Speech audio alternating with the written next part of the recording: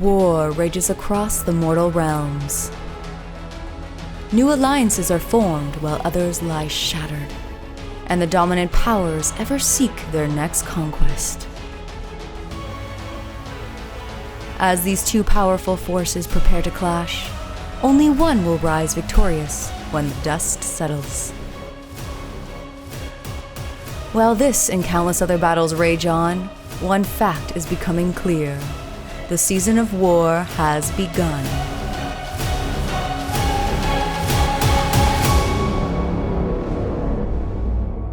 This video is brought to you by the support of our channel members and the FLGS Partners, Warfire Minis, and X-Planet. Looking for a painting commission? Check out artwstudio.com. Hello and welcome to Season of War. Today we are excited to bring you another game of Age of Sigmar. We've got an epic one before us today, Ryan. Back with your new Slaves to Darkness. Yes, they look much like my old ones, but they got bigger biceps. They do have bigger biceps. Their armor's a little shinier, and they're ready to lay the smackdown. But jumping into things, just want to give a quick shout out and thank you to Dean's Workshop, who did send us, or starting to send us early copies of new Battletomes. We haven't got the physical copy in yet, but we're playing with the new rules. So Dean's Workshop sent us that free of charge, so big thanks there. And excited that we'll get the opportunity now to be able to debut all these new, or any new Battletome kind of at release. Yeah, it's gonna be awesome. Yeah, excited to bring you guys that content ASAP. I know everyone's excited to see the new armies on the tabletop. But anyways, jumping into this one today, the mission we're playing is the Lurkers Below. This is one of the odd ones. Only 3 objectives on the table, no scoring.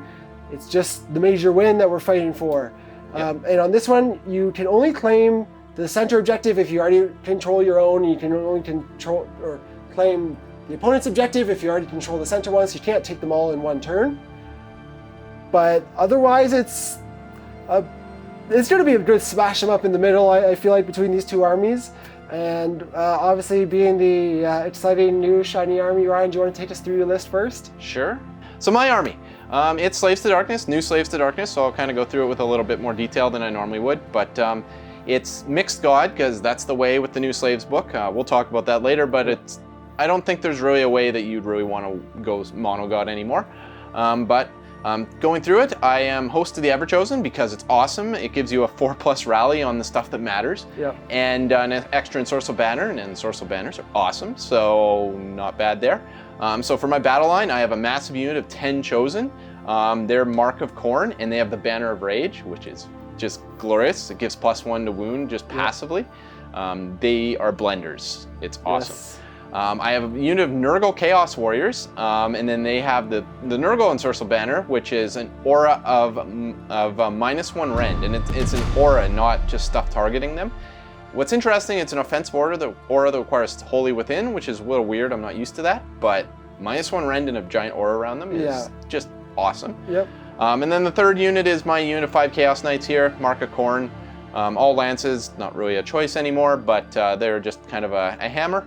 Other than that, I've got some chaff. I've got 2 units of 10 Warhounds allied in from Beasts of Chaos. They're basically here to die. Just cheap bodies. Yep. And fast too, which is nice. And that's the big difference between them and the Slaves chaff for the most part. Like bringing a unit of Marauders or whatnot, they're really no better than the Warhounds, and the Warhounds are going to do it with a 16-inch movement if they run. So that's really nice. Mm-hmm. I've got a Gore-Beast Chariot, which I'm still not sure about it, but it does D6 mortal wounds potentially now, and it can charge through chaff lines, which is really cool, and do its mortal wounds to stuff behind the chaff lines. Yep. So I think it has some potential. The other Chariot less so, but this one definitely does. I gave it Mark and Nurgle just so that it's a little tankier, because it doesn't really hit very hard in combat, so getting Khorne isn't a big deal. We have Big Boy Bellicor here. He's mostly unchanged. Actually, not mostly. He's completely unchanged, except for a 5-point reduction, which is nice. Just life-changing. It changed my list so much. But he knows the spell, I can't remember the name offhand, but it's a 12-inch range spell that lets you make something strike last, which is never a bad thing. Yep. Then we have an allied in Bloodstoker here from Blades of Khorne. He whips a unit, makes them move fast, and reroll wound rolls, which I can't argue with that.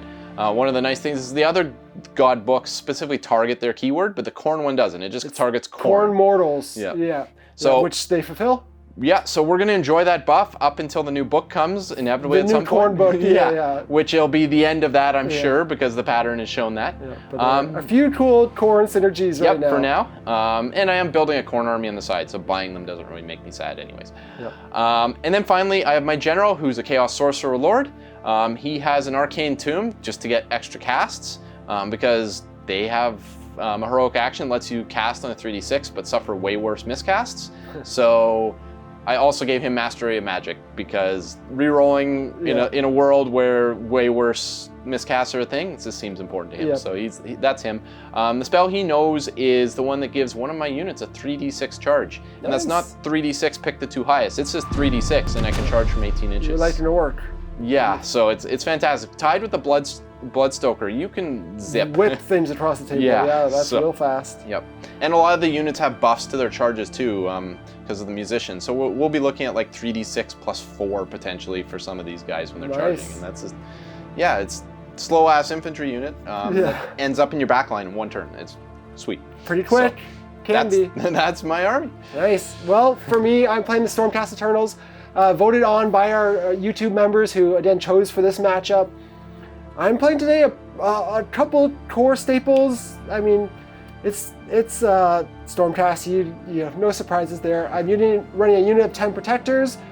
They've been great blending stuff. And then I have a unit of 4 fulminators, also another great blender and battle line in this subfaction. And then off the board, I have a unit of 10 judicators and 2 units of 5 vindictors. Obviously, you can deep strike them in at some point. Otherwise, helping me out in mobility as well is an allied in Battle Mage, giving me +2 to run and charge. Mostly it's just the charge that I care about. In conjunction with my general, who is the High Priest. He's got translocation, so he's going to be able to teleport something. Giving me +2 makes the charge way more likely and reliable. Yep. And then I have a Lord Castellant, giving out his awesome +1 to save buff, and he's got the Arcane Tome as well, with Celestial Blades for +1 to wound, or just a handy Mystic Shield. That's the fake copy of the Arcane Tomb. Yes. We have the real one. Well, we'll see today. Good guys versus bad, so it's a big epic showdown here today. And otherwise, I was a 1-drop here. You were 2 drops, so I did choice. Ryan, I think no surprise. We're gonna give it to Slaves. Let's see the new book in action. Going into Slaves to Darkness, turn 1. Nice. With the enemy so far away, the Slaves to Darkness battle tactic is this one's mine. The Sorcerer Lord uses Drawn on Power, and the Lord Relictor uses Heroic Leadership. The Chaos Chosen gains Slaughterer's Strength from Eye of the Gods. The Sorcerer Lord casts the Burning Head, then casts Mystic Shield and uses Oracular Visions on the Chosen.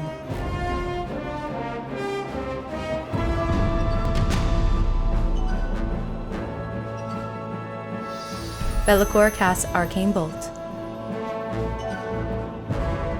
The Bloodstoker uses Whip to Fury on the Chaos Chosen.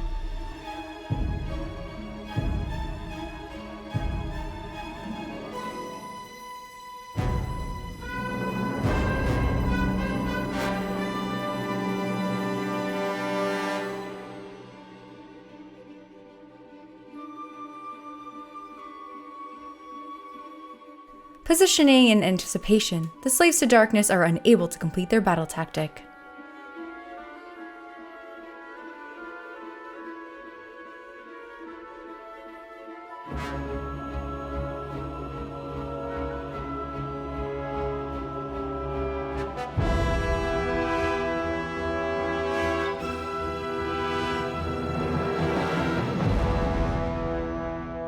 All right, turn 1. So one unfortunate thing that we realized right when we were about to do it is because these objectives don't activate on turn 1, battle tactics are almost impossible. There was not a single battle tactic that I could possibly do on turn 1 because we start 30 inches apart. So getting to a Desecrate or a barge to enemy lines is not going to happen. And everything else requires objectives or killing things. And again, he's so far away, I was never going to get there.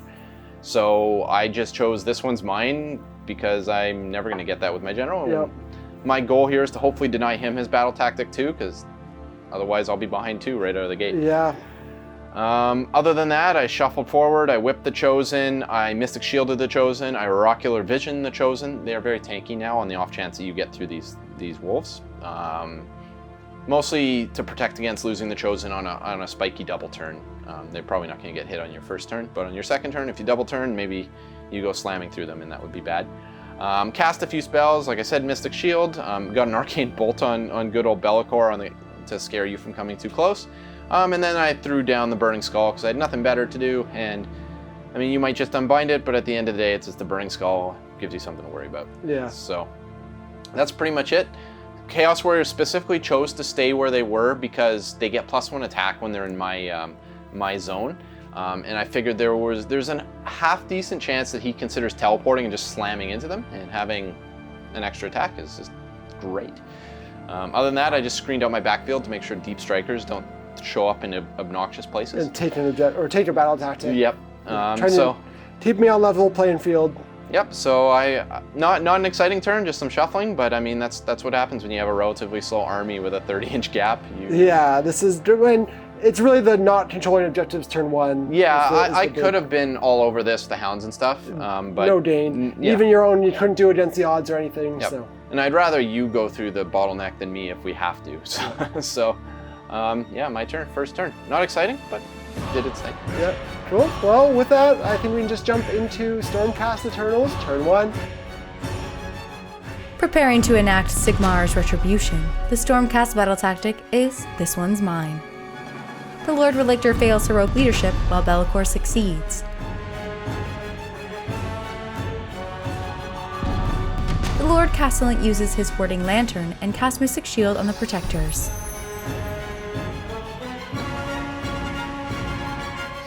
The Battle Mage miscasts Wild Form and takes 2 mortal wounds. The Lord Relictor chants for Translocation on the Protectors.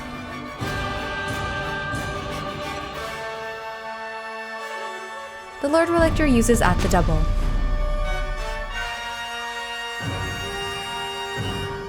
Both units of Vindictors and Judicators deep strike from the heavens.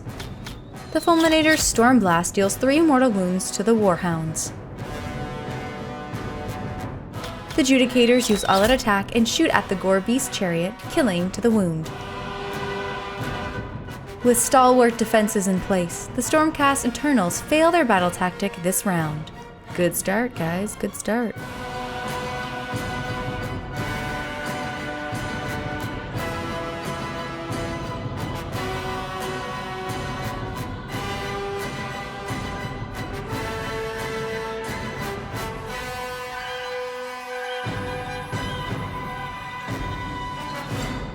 Stormcast turn 1. Not any more victory points stored, but a little more action here on my turn.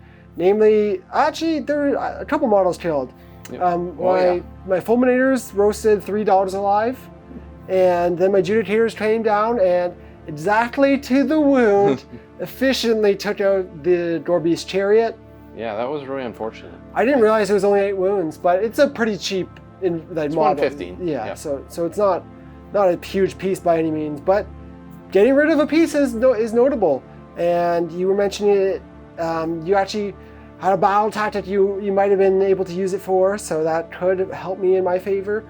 No storing on my side either, and otherwise notably the Battle Mage did 2 wounds to herself, so that wasn't a great start. And because I didn't get that off, I didn't really feel eager or like I wanted to go teleport and charge anything in yet.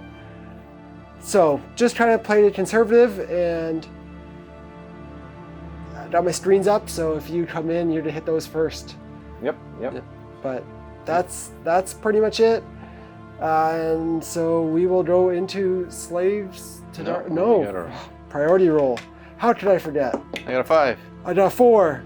And I'm going to give you the double turn. I was hoping you wouldn't do that. Because the way we're set up here, I can't score a battle tactic, I don't think. Yeah, so with that, similarly, I was hoping to give away the turn also, especially with the Be'lakor makes things scary, but with that, we're going to go into Stormcast Eternals, turn 2.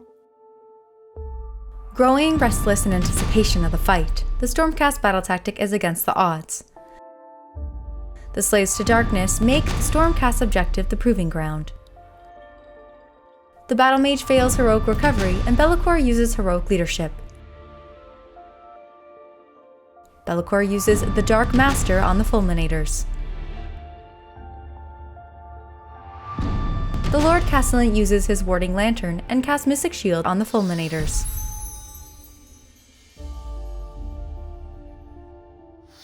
The Battle Mage casts Wild Form, but is unbound. The Lord Relictor chants for translocation on the Fulminators. The Burning Head explodes, dealing 3 mortal wounds.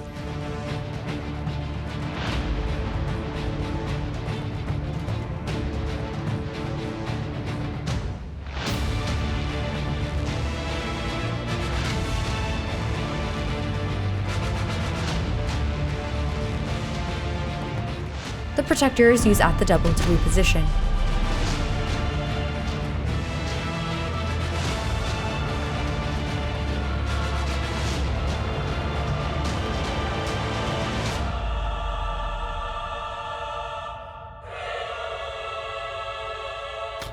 The Adjudicators use All Out Attack and take out the Warhounds.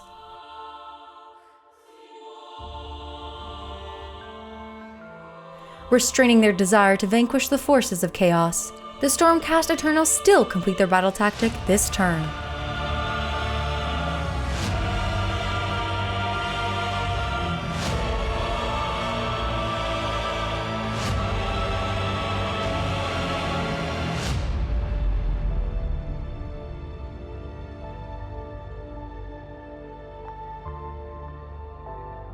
Stormcast Eternals turn 2 was riveting. You killed some dogs. I killed some dogs. I blew up some skulls. Yeah, you did. You did a couple damage. With Bellacor's ability, it knocked down my Fulminators. I was able to translocate them to kind of reposition. But with the pending double, I also didn't get my pluses to charge off. I didn't, again, similar to turn 1, I didn't really want to throw anything in. Now, especially with you giving me the turn, which was a very smart play, you are obviously trying to set up for the double, so I really wanted to mitigate the potential impact of that. So I pulled a ton of stuff back from that side. I threw the Vindictors forward. Knowing how long their charge is, if you were to come in here, or if I pulled them back here, with their potential once per game double pile-in, you could still be hitting something behind them. So I went for the forward screening rather than defensive screening up in the middle. And otherwise, scoring doesn't matter in this. I always forget that every time. Well, it does matter because I really don't think anyone's going to hold all 3. The battle tactics matter, and I achieved mine this turn, so we're assuming you do, we'll still be even.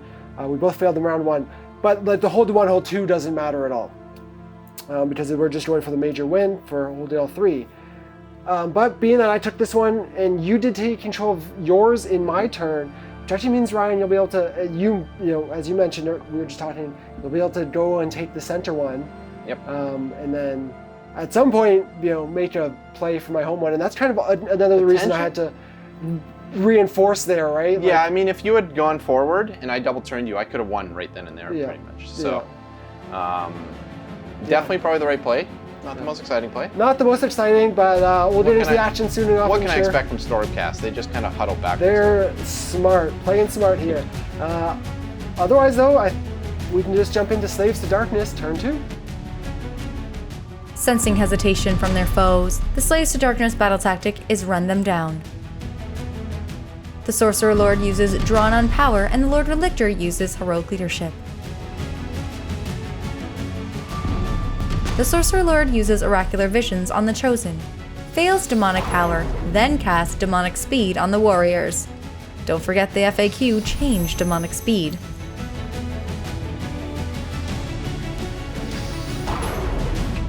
Be'lakor fails to cast Mystic Shield, then casts the Burning Head.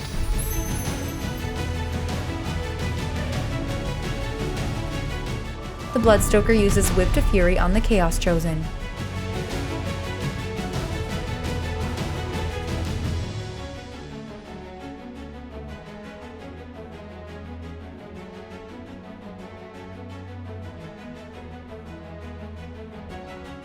The Vindictors redeploy, moving 3 inches.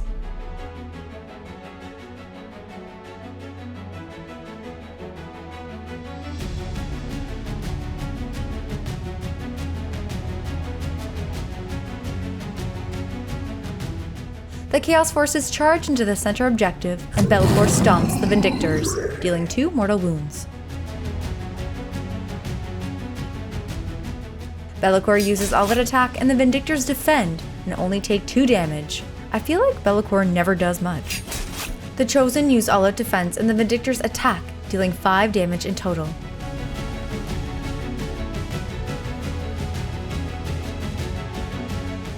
Enraged, the Chosen fight back and deal 38 damage to the Vindictors.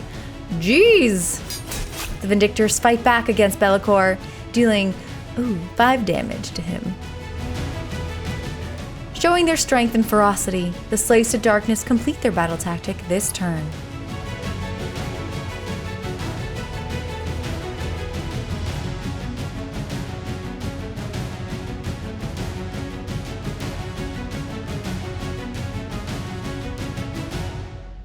So my turn's up. It was interesting. I moved forward. My battle tactic was to charge with 3 Slaves units, which I did. Chaos Warriors, Chosen, and Be'lakor here. I charged into his screens, absolutely obliterated this one. Like 4 times over. Yeah, not a surprise. I didn't even roll for the Warriors. I was just the Chosen killing them 4 times over.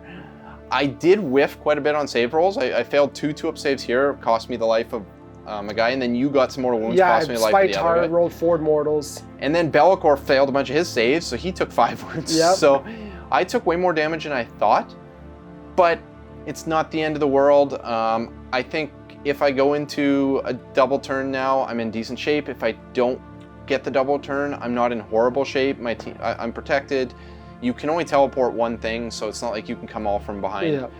And if you teleport something really valuable back here, then you're just giving up all your heroes, which, I mean, I'm I can't, and then they're stranded where they're not getting buffs future rounds. Yeah, and they're just going to be kited around. Yeah, you might get something spicy. And it also doesn't really matter that you take this objective. No, and I can't even until I take the middle one. Yeah, so that's why that's why the Chaos Warriors came forward, because I'm just like, I want the beef in the middle. Yep. So, because I'm terrified of their charge, and having the aura of -1 rend is even better. One thing we didn't mention on camera is on turn 1, the Chosen rolled the -1 rend. Or Eye of the Gods. Get 1 additional rend. Yeah, 1 additional rend. So they're tanky and they're punchy right now. I did fail Mystic Shield pretty spectacularly on my turn. I also failed Demonic something. The upgrade from the Wizard. I rolled 2 1s and a 2. It's just Demonic Power or something? Yeah, Demonic Power. I rolled 2 1s and a 2, which was a miscast. I don't want that, so I re-rolled it into 2 2s and a 1. Yeah. Which was impressive to fail a cast 6 Still thing, failed, re-rolling on 3d6. At least not miscast. Yeah, not the end of the world. Skull is back up. It's gonna do some damage unless Jordan gives up some casting to stop it. It doesn't do much damage, but chip damage is great. And yeah. Other than that, it was, fine. I got my battle tactic, and I think I'm in an okay spot. Yeah, so. Cool. Well, with that, we just jump into the turn 3 priority. Action's heating up. I roll a 3. 4. You got it, Ryan. I think I'm going to go for the double. Cool. Sounds good. I want to go through for the throat here. Yeah, and tying up the Fulminators is a big denying you the charge, just getting really dominating position. I'm in a position where I'm probably going to have to give up on my grand strategy because I don't think I can score any of the Chaos ones this turn, but I can pretty easily score non-Chaos ones, so I'm going to keep getting battle tactics. Cool.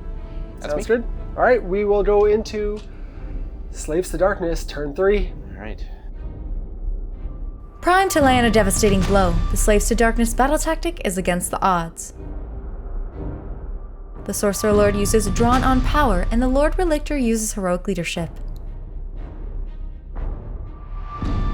The Chosen rally, returning 1 model, and the Lord Relictor dispels the Burning Head.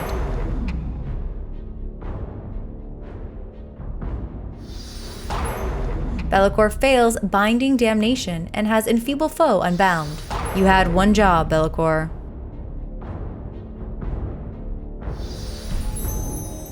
The Sorcerer Lord casts Demonic Speed and Mystic Shield on the Chosen.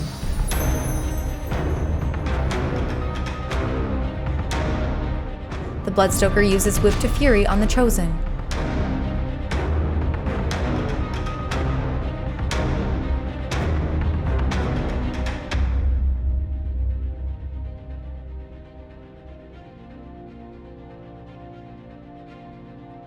The Chosen charged 17 inches with Demonic Speed. If only it wasn't FAQ'd.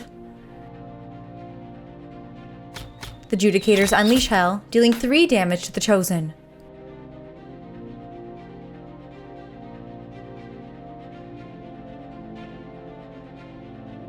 The Chosen use all-out attack while the Protectors defend, and the Chosen only deal 6 damage? They should have done way more. The Fulminators fight next, killing 2 Chaos Knights. The Chaos Warriors fight but deal no damage.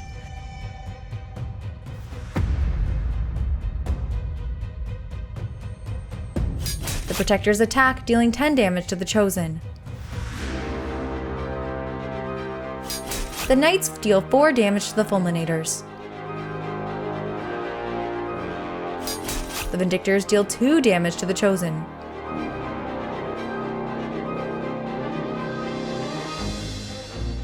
The Chosen fight again using Heralds of Ruination, dealing 9 damage. These 4 guys did more than the full unit. 2 more Chosen flee from Battle Shock. As they rebounded off Azerite armor, the Slaves to Darkness do complete their battle tactic.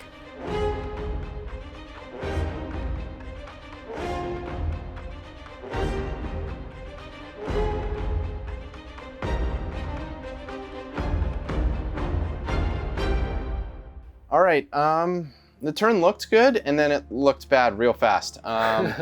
My Chosen make a monstrous 17th charge to engage Protectors, and then they whiff something fierce. On their first round of attacks, they had 32 attacks, and they proceeded to roll 9 1s when I was hitting on 2-ups. 2s and 2s. So almost a third missed. They only rolled 2 6s, so almost no mortal wounds. Then they wounded okay. They were wounding on 2s, rerolling 1s. I think they got all their wounds. Yeah. And then Jordan spiked some pretty good saves and then spiked some pretty good wards. So from a full Chosen charge, 33 attacks, I killed 2 guys. Yeah, wasn't the best. And then I activated their attack again, but it happens at the end of the turn, the phase, because they get strikes last. And I didn't whiff as hard. I rolled a few 1s, but not quite as hard. Yeah. But you did the same amount of damage. Yeah, half as many guys. Actually, more damage on the second volley with half as many guys. But you still did okay on your saves. Yep. So I killed another 3 guys. Yeah. The averages were falling on my side for sure. And then the punch back killed a huge chunk of the unit, and then I rolled a 5 on my battle shocks. Now my Chosen are down to 1 guy. So the big, magnificent, impressive charge turned into getting my butt kicked. Yeah, you did take out half the Protectors, more than. But I mean, there's definitely a situation. Not the trade you wanted to make. Yeah, it's a problem. I'm very grateful that 1 lived though, because at least you're tied up. On going into your turn. If he hadn't lived, then you were just free to do whatever you want. I mean, at the same time, you can still slaughter stuff, but we're okay. On the other side of things, I just mobbed the Fulminators. I knew I wasn't gonna kill much because they had Mystic Shield on them and the Lantern on them, but they didn't kill much in return. That combat, unless you choose to flee, is probably gonna stay like that for the rest of the game. Yeah. So I'm not too concerned there. This worries me, but like my situation's not super dire. I think if you clear out this guy and then double turn me, I think I'm in for a world of hurt, because then they can either slaughter Bellicor or come in and slaughter my other heroes, and there's just really nothing I can do about it. Yeah. But not the worst place, but I am really disappointed in my Chosen. You're gonna have to try and, at this point, then try and grind it out if, depending on how the next turn goes in priority. But yeah, I thought with that play, you would have been in my a better Chosen spot. would be almost all there, and I thought that whole unit was going to be gone. To be honest, I thought I was going to kill 2/3 of the unit on the first charge. Yeah, but Protectors, that +1 to save base. Yep. Starting out a 3-up, and then also here the difficulty of 2-ups to hit. It's just and all-out attack, all-out defense on them was. What are you going to do? Fantastic. But so it's just how the dice roll. Yeah. Personally, I still think that was the right play, because it had the chance to absolutely cripple you. Yeah. But in retrospect, didn't work out. Sometimes the dice don't like me, and lately 2-ups have been my enemy. Well, that's about it. Yeah, and we'll jump into Stormcast turn 3. Yep. Ready to counter the aggression of their foe, the Stormcast battle tactic is head-to-head. The Lord Relictor uses heroic leadership, and Bellicor fails heroic recovery. The Castellan uses his warding lantern on the Fulminators, and Celestial Blades is unbound. The Battle Mage casts Mystic Shield on the Fulminators. The Lord Relictor chants for Healing Storm on the Castellant.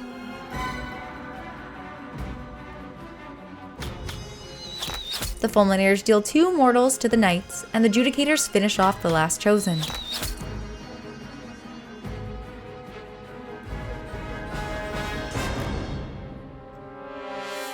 Furious at their change in fortune, Be'lakor roars the Protectors.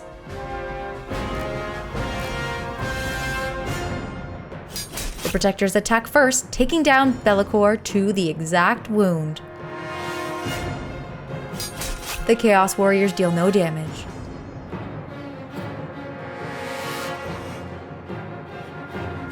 The Fulminators finish off the Chaos Knights and deal 5 damage to the Warriors. The Sorcerer Lord deals 1 damage to the Vindictors, who also deals 1 in return. Decimating the forces of Chaos, the Stormcast complete their battle tactic this turn.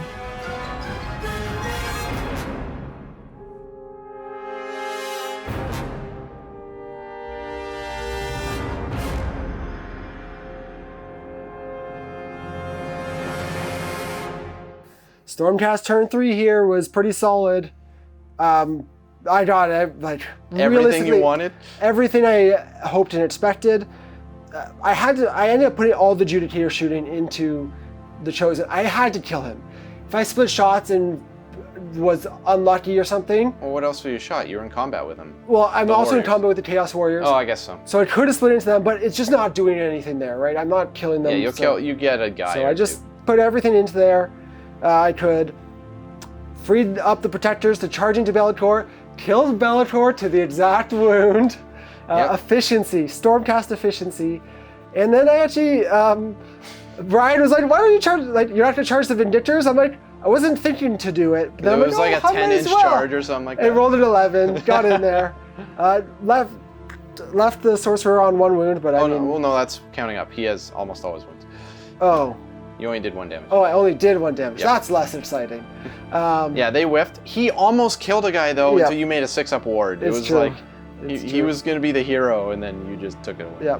You still hold the center objective, though, so I can't take it back from you yet. So I did my battle tactic, though, so trading even there.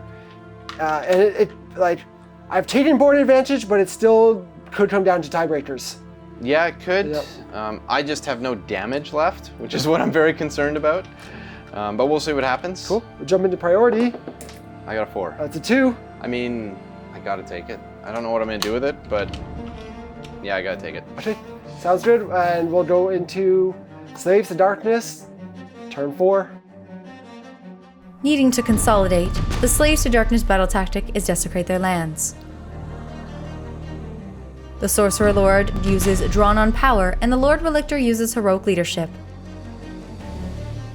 The Protectors rally, returning 2 models.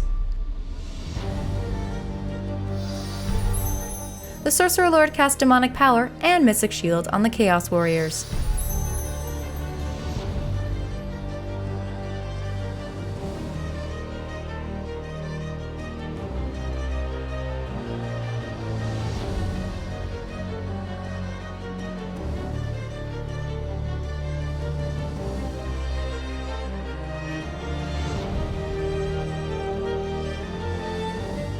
In combat, the Chaos Warriors deal 2 damage to the Fulminators.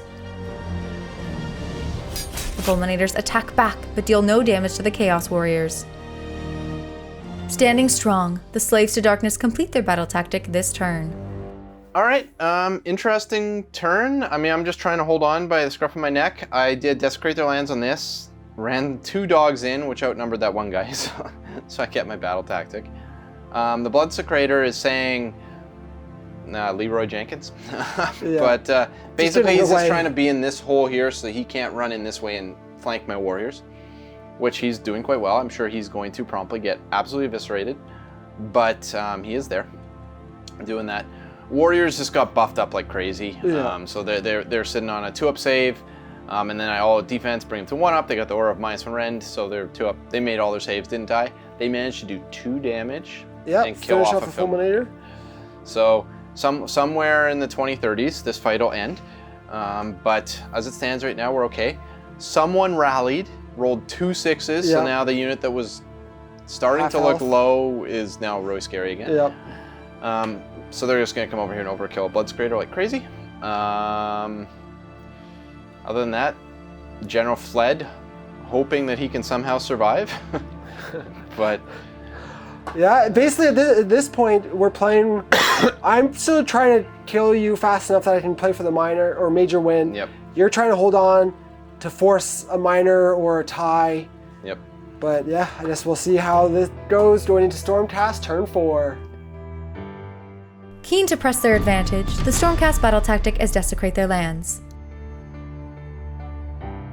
The Battle Mage fails heroic recovery, and the Sorcerer Lord uses their finest hour. The Protectors rally and return another model.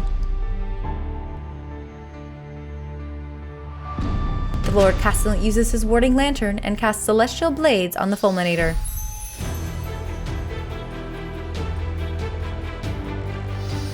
The Battle Mage casts Mystic Shield but is unbound, and the Lord Relictor chants for translocation on the Judicators.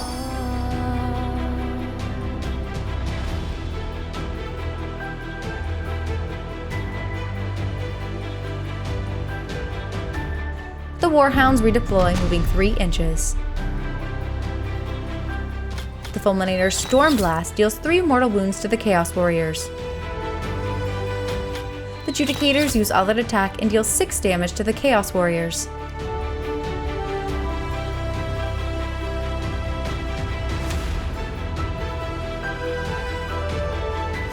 The Protectors attack and decimate the Bloodstoker.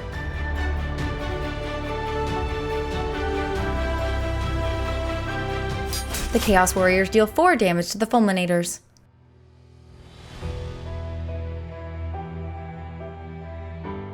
The Fulminators fight back, using all-out attack and dealing 5 damage to the Warriors. Unable to claim the center objective, the Stormcast Eternals still complete their battle tactic. Stormcast turn 4 was not anything unexpected. Made sure I got my battle tactic with Translocate, and yeah, setting up all right in that regard. There's a couple interesting things though, just with the way you claim objectives and whatnot. Obviously, I can't control this one because I don't control the middle. Yep. Just with you pulling dies and whatnot, you still hold that one. And actually, that the Bloodstoker getting in the way there kind of keeps me from taking control of that one. I also on my charge had to kind of string dice back to block the Fleshhounds, or not the Fleshhounds, but dogs. Warhounds. You could have, with priority, just ran on and maybe claimed this objective just with bodies if I had to charge too far. I think, yeah, easily. Like that was that. If you had charged too far, I think it was easy because that's 16 inches. So I had to be wary of that. And a lot of players would have missed that. Like you picked up on it, I was like, oh, he's stringing it back. But most players would have been just like, whatever, doesn't matter. And then Yeah, little things here and there. And I did I did a redeploy back to prevent you from stringing out and getting both. Like there's a lot of really finesse-ness going on this game. And another interesting thing, Ryan, I don't know if we haven't talked about it yet, but for me to get the major win here, I actually have to take one of these objectives on your turn. And actually, yeah. I think major win's probably out of reach for you.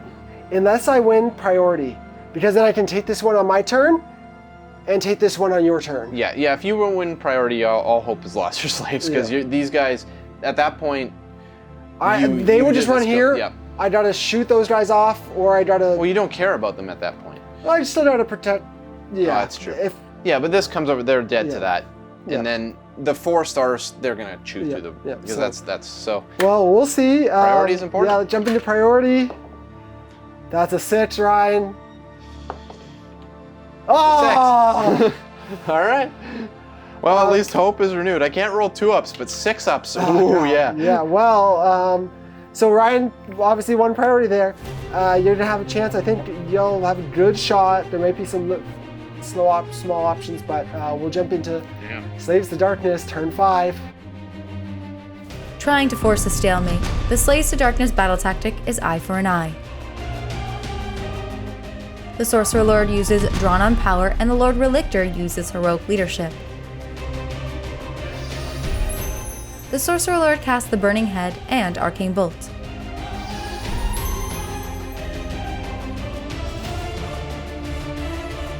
The Burning Head explodes, dealing 1 mortal wound to the Vindictors.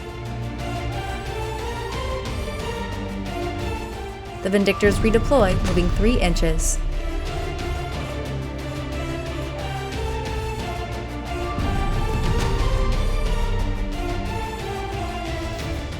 The Sorcerer releases his Arcane Bolt and deals 1 mortal wound. The Vindictors use all-out defense when the Sorcerer attacks, suffering no damage. The Vindictors fight next, killing 4 Warhounds. Then the Warhounds fail to deal any damage and flee due to battle shock. Missing on their last big hope to draw even, the Slaves to Darkness fail their battle tactic.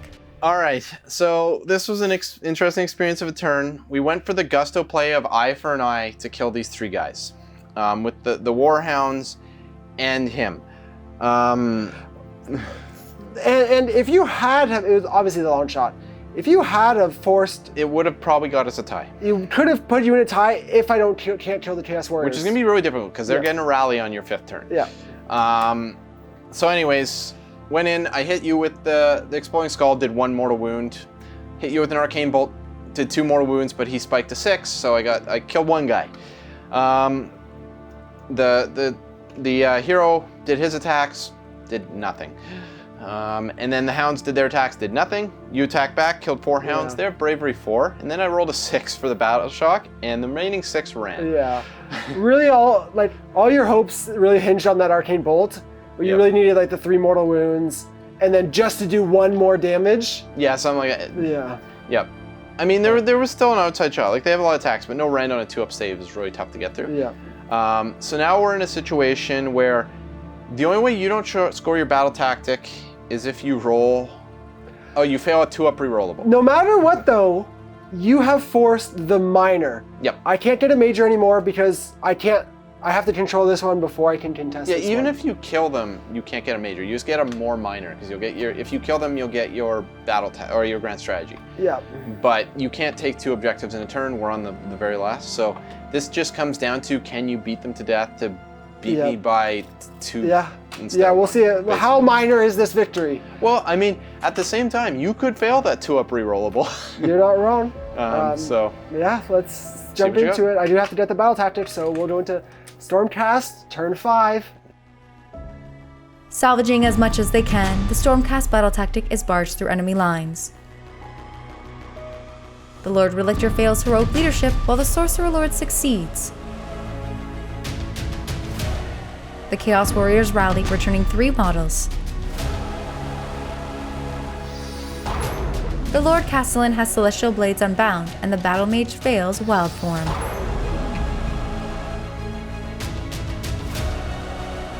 The Lord Relictor chants for translocation on himself.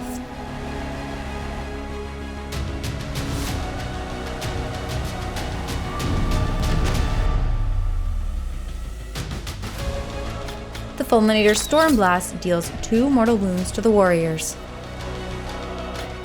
The Judicators shoot at the Chaos Warriors, dealing 5 damage. The Protectors use Forward to Victory, but fail their charge. The Fulminators use all-out attack, but deal only 3 damage to the Chaos Warriors. While unable to secure their grand strategy, the Stormcast still complete their battle tactic. All right, Stormcast turn 5. I get a minor victory. At this point, again, no matter what is getting the minor, I was going for the grand strat as well. Sometimes that's important at events or something if they store for that. In the end, though, either way, because I got my translocate off, I did my battle tactic. Yep. Neither of us claim this. I would potentially take this on this turn because I could have charged them into the hero. You definitely had that, yeah. So I would take the objective, but I don't take control of that one because I didn't control this one yet. Yeah, so I won't get the major, and then comes down to battle tactics. I got 4 to your 3, so I'll get the minor there. Yep. I think at this point my protectors were my best hope to get in there. With you redeploying big, you rolled the 6, and then you took some casualties from the bows. I needed an 11 to charge. Rerolled the first roll into a 10, so not quite there. And then, the Fulminators. They whiffed. -1 to wound. I didn't get the Celestial Blades off, so what I was really hoping for was the Protectors and to pop Unleash that Hatred, so I could get like 8 D3 mortal I wounds. was utterly terrified of this. That was my best hope. And then I only need to kill 3 more guys for potentially the unit to run to Battle Shock. So I think I would have a good chance if I got those Protectors in. Oh, absolutely. I think the unit's dead if the Protectors don't charge. But didn't get it. So you were going to have something. And actually, this Chaos Sorcerer Lord also got in the way of, like, I could have maybe moved an inch further, or. So he was a bit of a bum. He was clutch. I thought he was dead when he made that long charge, and he's just been like sitting there on 1 wound. Thinking, whatever. So this was like very grindy game, even here at the end. Now, we were talking through it, and the fact that I have a lot, like significant mortal wound output, we're both very tanky, but I have the mortal advantage for sure. And I even though I have 5-up saves against more wounds, it's just like a 5-up save doesn't match. You're just making 1-up and 2-up saves all day. Yeah. So, I have a few mortal wounds, but not like you. You put no, tons yeah, for sure. Yeah, I think it's. I don't see a way that I would have radically played this different because you were playing super cagey. I didn't have a lot of choices. Yeah. I think I did bet the house on Chosen doing more damage, but I think that was the right bet to make. It just didn't pay off. You heroically underperformed on their attacks when they went in, which was, and you rolled poorly, and then I, on the opposite side, rolled well on my saves and wards, so it hurt. Definitely hurt the Chosen there. The only thing that's like the Be'lakor ability. I know you like when you used it on the Fulminators. I don't know if it could have saved it for like. I don't know what you save it for at that point, but maybe like the Protectors the next turn. Just because like realistically, because you had given me the turn, anything I threw in there was going to die back. Unless I just threw something over here into the Knights, and then it's not really super relevant. Because, I mean, the Fulminators, the Warriors locked them down all game. Yeah, but my concern there, because that was before the Warriors locked them down. Yeah. I gave you the turn. Had you shot off the Wolf screen and did a full charge with the Fulminators into my Chosen, I could have lost the Chosen all potentially got +2. That's fair. That's what I was afraid of. Mitigating the risk. Because you were standing right here and the Chosen were here. So yeah. And you have the tools to shoot off the dogs, no problem, to open up that charge. Yeah. So that's why I did it. Yep, makes sense. I'm still not convinced Bellacor's worth it. I mean, because he just doesn't do anything other than that. Yeah, here he's fast. He's got 2 casts. Neither of those things were overly consequential. Well, he failed most of his casts, yeah, so there's that. But he charges into your unit of infantry and kills 2 guys. Like it's not. I need more out of him. He's not. Yeah, exactly. Not super consistent on the 3s and 3s. He's got a volume of attacks, but it's just easy to whiff with, right? And with good saves, I've never had a moment with him. At least in this game, 40k is great. But in this game, I've never had a moment where I was like, oh yeah, he killed some stuff. It was always like, oh, he went in and did nothing yet again. Yeah, didn't do as much as you hope. And then the 4-up unrendable save seemed to never pass. Yeah. Because he probably should have lived. He needs like a 3-up. Like a 3-up unrendable, like Altharian or something. Like. Or 4-up and give him some mortal wound protection because you took off most of his life on mortals. Yeah, very true. Coming in, you did 8 mortals right away, and I'm like, okay. Yeah, so that was spicy. So, yeah, I mean, we got to keep trying this army, trying different things. I really like the Warhounds. I think they did what they needed to do. Yep. Besides the last couple damage to that unit. But I didn't bring them to kill 2-up save things. Like they were never gonna do that well. Yeah. That was a long shot. Chariot, I can't really talk about it because it died so fast. It had a glorious first movement where it went 4 inches. It was spectacular.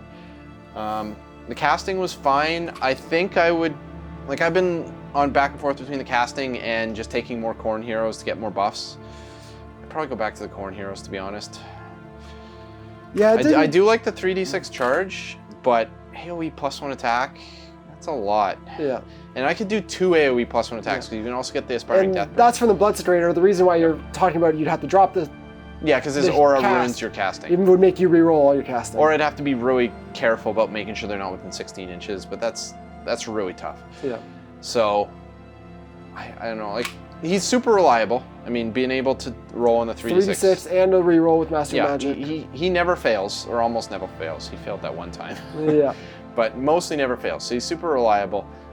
But is it better than a guaranteed +1 attack on 2/3 of the army? Probably not. Yeah. So. Yeah, tough. Looking at it from a Stormcast perspective, like your warriors were super tanky. Very tough to chew through. Even with like, I have mortals, but it's just there's so many wounds there, and the rally helped. It wasn't it was huge, not a great rally, but it was enough. Yeah. I mean, had I not rallied, 3 more would be dead. Maybe that's the difference. Yeah. So I didn't get to use rally as much as I was my. I rallied back 1 chosen and 3 chaos warriors the whole game. Yes, you never because you wanted to keep the fulminators tied up in combat. If it was something other than the fulminators, I mean, here we even see them on the charge. Maybe it could have been more impactful to just keep retreating and then rallying. But at that point, you're also, I mean, you'd probably have done that all game and still stayed on the objective. But yeah, and they're alive. Like, they didn't need more. Where the rally was going to be big is if my chosen did their thing, just beat the living crap out of your protectors, and then they rally back all their losses. Yeah. That's where it's huge. But I mean, you play this a few times, that happens more often than not. Yeah, that was quite. Looking back at the math, that was quite unfortunate. I don't like to blame dice, and I know I put myself at a big risk there, but I kind of had to make a play because I wasn't about to just charge all your chaff and just be like, okay, I killed 3 more, whatever those aiders are called. Yeah. And then you charge me. Like, I was in worse shape if I didn't do it, I think.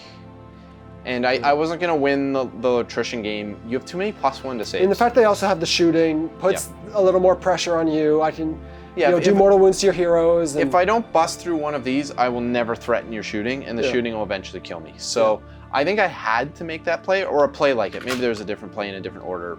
Who knows? Maybe they go across, hit those guys. Honestly, that was actually my fear at the time. Or did I go after them? Yeah.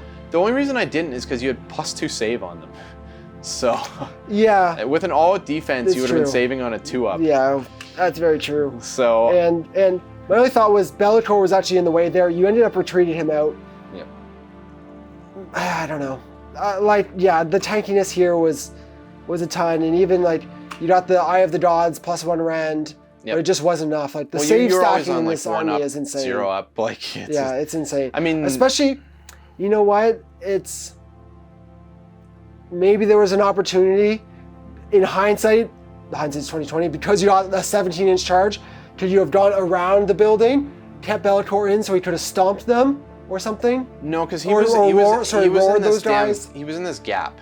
Yeah. So he was completely blocked it off. No, that's what I mean. If the Chosen could have gone around, you wouldn't have. The hindsight, you didn't know you were getting a 17-inch charge at 3d6 +4. Yeah, I think that would. But my only thought was could Bellator have roared to they were reduce all the their way save back by here, 1. so I don't think because they were here, so 5 would have put them here.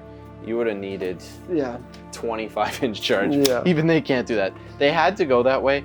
I think it was the right play. You do that play 5 times out of 6, and they're gonna kill 2/3 of this unit. Yeah. Well, it's just a tough play. This is a tough matchup because I have quite a volume. It's still dicey, as we saw, right? Yeah, but it was always going to be that. Yeah. But I had to make a play because you had the advantage if I don't do something, and you knew it because that's why you were always playing defensive because you knew the long game you win if I don't make a play. So I had to do something. Yep. And it just didn't work out. Sometimes I do, sometimes you don't. But yeah, makes sense. Didn't feel like a blunder or anything. It just felt like sometimes the dice don't go your way. Yeah. So, for sure. But yeah, got to keep trying slaves, trying other new things in the book. There are other powerful things, so try them next time. But otherwise, I think we can wrap things up here. Good grindy game here with the new slaves. As you said, excited to see more builds and what else comes from it. Hope you guys enjoyed this match though. If you did, don't forget to check out our premium membership. You can get a bunch more content.